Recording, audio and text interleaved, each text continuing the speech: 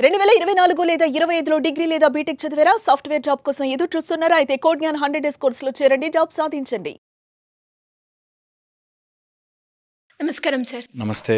ఒక మనిషికి high value ఎలా రావాలి అన్న సందర్భాలు మనం మాట్లాడుకునేటప్పుడు అందులో మీరు సైలెన్స్తో మనం ప్రతి ఒక్కటి సాధించవచ్చు అని మీరు చెప్పడం జరిగింది.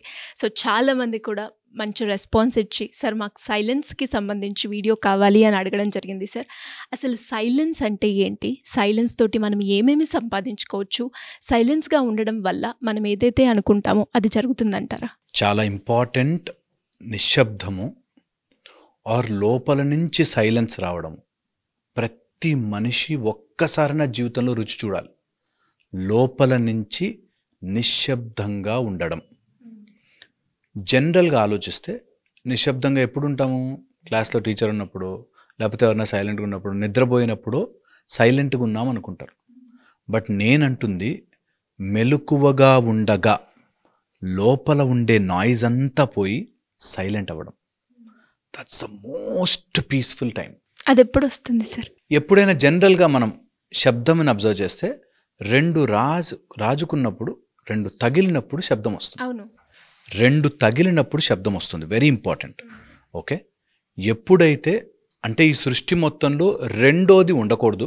ఫస్ట్ పాయింట్, శబ్దం లేకుండా ఉండాలంటే ఓ రెండోది ఉండకూడదు, ఆర్ రెండు ఉన్నా తగలకూడదు. ఈ విషయాన్ని బాగా అర్థం చేసుకోండి. నేను చెప్పేది సైలెన్స్ మీ జీవితంలోకి రావాలి అంటే రెండు ఉండకూడదు, లేదా రెండు తగలకూడదు. ఓకే, మనకి నార్మల్గా హృదయంలో అనాహతము అంటారు. అంటే ఈ దేనికి తగలకుండా శబ్దం వచ్చేది ఓంకారం అంటారు. ఓకే, దేనికి రాపిడి లేకుండా తగలకుండా వచ్చేది అన్నట్టుగా చెప్తారు. నేను అంతవరకు కూడా వెళ్ళట్లే. ఇంకా బేసిక్గా మీ లోపలే ఆలోచించండి. రెండు ఉన్నాయి అనుకున్నప్పుడు, నేను వేరు వాడు వేరు, నాతో ఇంత పని చేస్తాడా, నన్ను ఇంత అంటాడా అనగానే సౌండ్ వచ్చేస్తుంది మైండ్లో. రెండు విషయాలు తగిలినప్పుడు, రెండు ఆలోచనలు తగిలినప్పుడు శబ్దం వస్తుంది. లోపల ఇంకా అది కేయాటిక్గా మారుతూనే ఉంటుంది. నువ్వు సైలెంట్గా ఉండలేవు.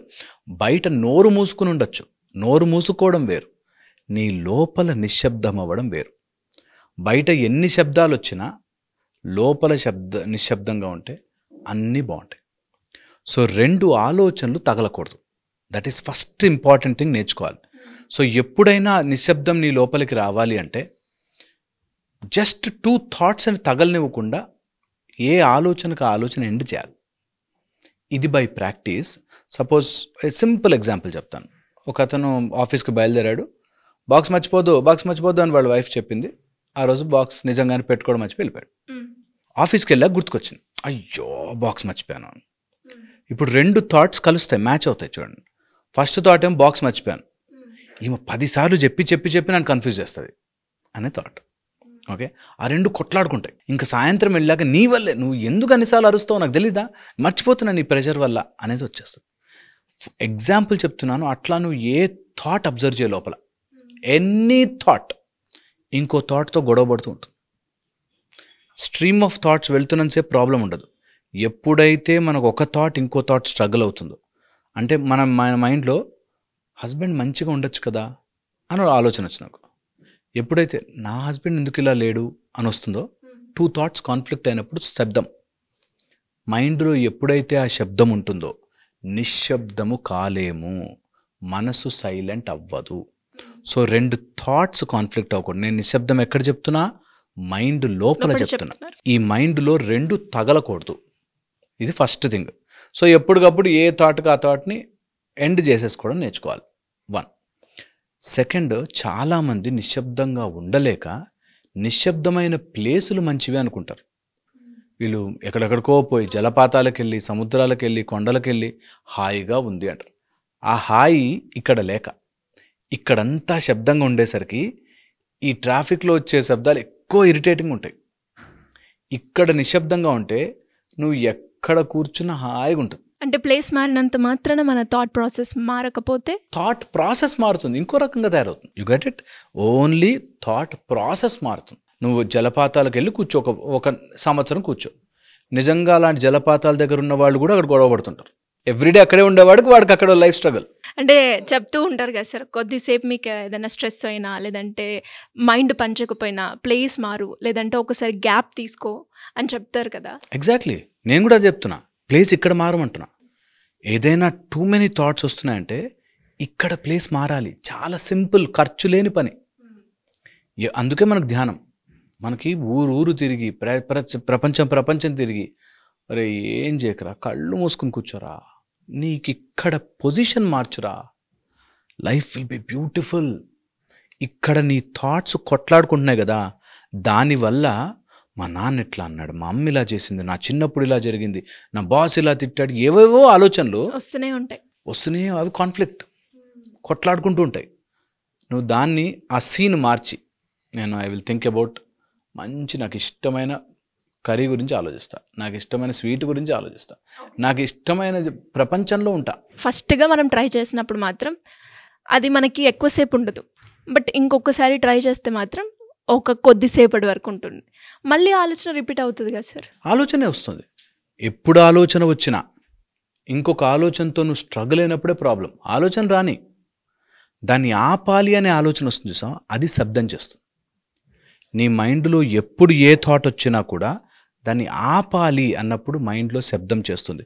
మనం మాట్లాడుకుంటున్న ఇంటర్నల్ నిశ్శబ్దం ఎప్పుడు వస్తుందంటే, రెండు లేవు, నా థాటే నేను మంచి అనుకున్నా, నా థాటే నేను చెడు అనుకున్నా, ఈ రెండు కొట్లాడుకుంటాయి. అంటే కంట్రోల్ చేయాలి అన్న సందర్భాల్లో, ఆపాలి అన్న సందర్భాల్లో. So don't stop. ఎందుకు, ఫర్ ఎగ్జాంపుల్, ఇక్కడ ఉండి ఎంజాయ్ చేయలేక ఊర్లెమ్మడి తిరిగి, అయినా అక్కడికి వెళ్ళి మళ్ళీ ఆ జ్ఞాపకం గుర్తుకొచ్చి అక్కడ బాధపడతాం. నేను లిటరలీ చూశాను, బీచ్ల్లో కూర్చుని ఆహా సముద్రం, ఓహో సముద్రం అనుకుని 10 నిమిషాల తర్వాత ఎక్కెక్కి ఏడ్చిన వాళ్ళు తెలుసు నాకు. గుర్తుకొచ్చే ఆలోచనలు.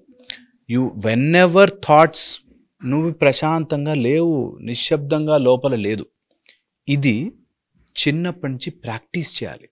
అప్పుడు మన లోపలికి నిశ్శబ్దం వస్తుంది చూసావా, ఎవ్వరూ దాన్ని తీసుకెళ్ళరు, ఎవ్వరూ తీసుకెళ్ళలేరు. అలాంటి నిశ్శబ్దం నీ లైఫ్లోకి రావాలి అంటే ఇది very very important, very very important. So లోపలికి నిశ్శబ్దం రావాలి అంటే, ఓకే, బై ఎవరైనా ప్రాక్టీస్ చేయాలనుకుంటే ఎవ్రీ థాట్కి అది నన్ను టచ్ అవ్వదు, this I'm parallel, my thought is parallel అని తెలుసుకోగలగాలి ఫస్ట్ థింగ్. నిజంగా చెప్తున్నాను, ఆలోచన నాది అనుకున్నప్పుడే కష్టం. నాకు ఆలోచన వస్తోంది ఈజ్ సెపరేట్. ఈ ఆలోచన నాది అని ఎప్పుడైతే అనుకున్నారో నీకు దెబ్బ తగిలింది. నాకు వచ్చింది నా ఆలోచన, నాకు ఒక ఆలోచన వస్తోంది, you are separated. You see that. ఇది బై ప్రాక్టీస్ కొన్ని రోజులే. ఇదే బ్రహ్మ విద్య, ఇదే చాలా అద్భుతమైన బ్రహ్మ విద్య అని అందరికీ చెప్తున్నాయి మాట. ఇది రూపాయి ఖర్చు లేని పని, ప్రయత్నము చేయండి. That whenever you are sitting somewhere, ఎవరో అన్న మాటలు, ఏదో అవన్నీ ఒక స్ట్రీమ్ ఆఫ్ సైలెంట్గా ఉండి సడన్గా వాడన్న మాట అని గుర్తుకొచ్చింది అనుకో, ఎవరు తెప్పించారా థాట్? ఎప్పుడైనా ఆలోచించారా? ఎవరు నీకు పొద్దునే లేవగానే ఈరోజు ఈ ఆలోచనలు రావాలి అని ఎవడన్నా చెప్తున్నాడా? లేదు. అలా చెప్పనిది ఏదైతే స్ట్రీమ్ ఉంటాయో అది నువ్వు చేసింది కాదు. ఈరోజు ఈ కలకను అని నువ్వు నిద్రపోతున్నప్పుడు ఎలా అయితే డిసైడ్ చేయలేవో, ఈరోజు నీకు ఈ ఆలోచనలు రావాలి అని నువ్వు డిసైడ్ చేయలేవు. ఆలోచనలు అలా వెళ్ళిపోతూ ఉంటే ఇది నాది అని పట్టుకుంటావు. నన్ను వాడంత మాట అన్నాడు అని పట్టుకుంటావు. పట్టుకోకు. చాలా సింపుల్. దానికి ఫోకస్ని, మైండ్ ఒక స్ట్రీమ్ ఆఫ్ థాట్స్ వెళ్తుంటే ఆ థాట్ని మారిస్తే సరిపోతుంది అంతే. ఇక్కడ ప్లేస్లో రద్దీగా ఉంది, గొడవగా ఉందంటే సమ్మర్ బ్రేక్ అని ఎక్కడికో వెళ్తున్నాం కదా, సింపుల్, ఇక్కడ బ్రేక్ అని తీసుకుని వెళ్ళడమే. చెప్పడం చాలా ఈజీ, చాలా చేయడం కష్టం అనుకుంటారు. ఒకసారి చేసేస్తే ఇంత ఈజీగా ఉంటే ఇన్ని రోజులు ఎట్లా మిస్ అయిపోయాను రా అనిపిస్తుంది. అండ్ అలాగే సార్, అంటే సైలెన్స్ గురించి మనం ఇంకో వీడియోలో మాట్లాడుకున్నప్పుడు ఎలా ప్రాక్టీస్ చేయాలి అంటే యాక్సెప్ట్ చేయాలి అని అన్నారు. అలా సార్ యాక్సెప్ట్ చేశాను సార్. యాక్సెప్ట్ చేసి 4 days మీరు చెప్పినట్టుగానే ఉన్నాము. నిజంగానే ఆ థాట్ రాలేదు, అలానే కంటిన్యూ అయ్యాం. బట్ 4th day నుంచి మళ్ళీ అదే థాట్ ప్రాసెస్ వస్తుంది సార్. అంటే యాక్సెప్ట్ చేయలేదు, కానీ 4 days మాత్రం మనకి ఎలాంటి డిస్టర్బెన్స్ లేదు మైండ్. యాక్సెప్ట్ చేసావు కాబట్టి నువ్వు ఎప్పుడైతే మళ్ళీ ఇది నాది అని మళ్ళీ అయినా కూడా ఎంత బాధ పెట్టారు అని వచ్చిందంటే అంటుకుపోయినట్టు. నేను ఎప్పుడు అంటా, ఇట్లా అన్నా ఉండాలి, అట్లా అన్నా ఉండాలి, రెండు కలుపుకోకూడదు. మనకి ఎప్పుడు ఇది ఇప్పుడు కాదు గొడవ. అర్జునుడు యుద్ధం దాకా వచ్చి రథాన్ని మధ్యలోకి నిలుపు అని చెప్పి మధ్యలో దాకా వెళ్ళాక అప్పుడు ఆయన ధనుర్బాణములను కింద వేచి నా వాళ్ళని, నా గురువుని, నా కజిన్స్ని చంపుకోవడం ఏంటి అని అప్పుడు కూడా కాన్ఫ్లిక్ట్ అయ్యాడు. Mind will always be in conflict. వెతుక్కుంటూ ఉంటుంది what is the best method అని, వెతుకుతూనే ఉంటుంది. అందుకని మనము ఒక డెసిషన్ తీసేసుకుంటే దానికి స్టిక్ అయిపోవాలి. మళ్ళీ అటు నుంచి ఇటు జంప్ చేసి, ఇటు నుంచి అటు జంప్ చేసి, నువ్వు అలా వెళ్ళినందుకు వాళ్ళేదో అన్నారని వాళ్ళ గురించి ఆలోచించి ఇలా మైండ్ తిరుగుతుంటుంది. సో మనము నిశ్శబ్దంలో ఉన్నాం. నిశ్శబ్దము రావాలి అంటే, వచ్చింది అంటే తెలుసుకోవడం, మన లోపల ఒక అనహతమైన ఒక శబ్దము వినిపిస్తుంది అంటే ఇంకొకటి దానికి ఇంకోటి దానికి తగలకుండా నీ ఊపిరి శబ్దం చేయడం స్టార్ట్ చేస్తుంది. నీ ఊపిరే ఓంకారముగా మారి ఒక శబ్దము కాన్స్టెంట్గా వస్తుంది.